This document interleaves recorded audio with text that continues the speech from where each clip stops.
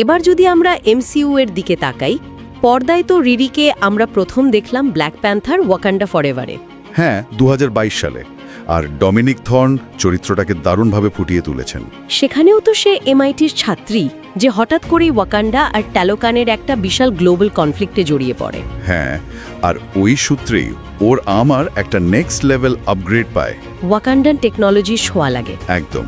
Starc inspired design তো ছিলই, তার সাথে ভাইব্রেনিয়াম টেকনোলজি যুক্ত হয়।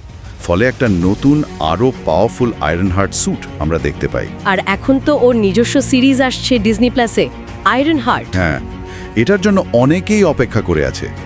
শোনা যাচ্ছে এই সিরিজে আমরা রিরিকে একজন সুপারহিরো হিসেবে তো দেখবই, সাথে একজন তরুণ কৃষ্ণাঙ্গন নারী হিসেবেও দেখব।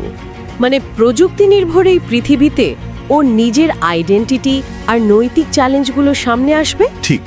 আর সিরিজের ভিলেনও বেশ ইন্টারেস্টিং, দ্য হুড, যার ক্ষমতা কিন্তু জাদু নির্ভর, তাই না? Dark magic. হ্যাঁ, মানে এবার লড়াইটা হবে সরাসরি টেকনোলজি বনাম ম্যাজিক, বিজ্ঞান বনাম জাদু। এটা কিন্তু এমসিইউর জন্য একটা নতুন দিক খুলতে পারে। অবশ্যই। টেক বেসড হিরোদের জন্য এটা একটা ফ্রেশ চ্যালেঞ্জ।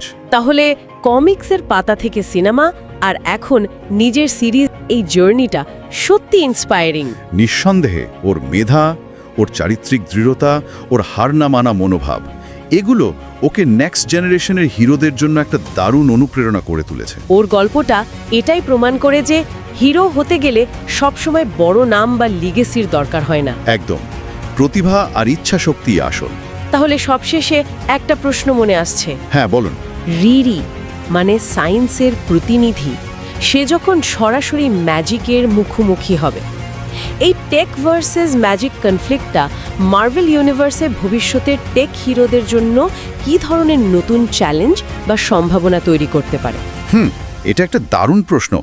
অথবা এটাও ভাবা যেতে পারে, কোনো লিগেসি ছাড়া নিজের যোগ্যতায় উঠে আসা রিরির এই গল্পটা ভবিষ্যতে মার্ভেলের হিরো তৈরির যে চিরাচরিত ধারণা, সেটাকে কতটা প্রভাবিত করবে। দর্শকদের ভাবনার জন্য থাকলো এই প্রশ্নগুলো।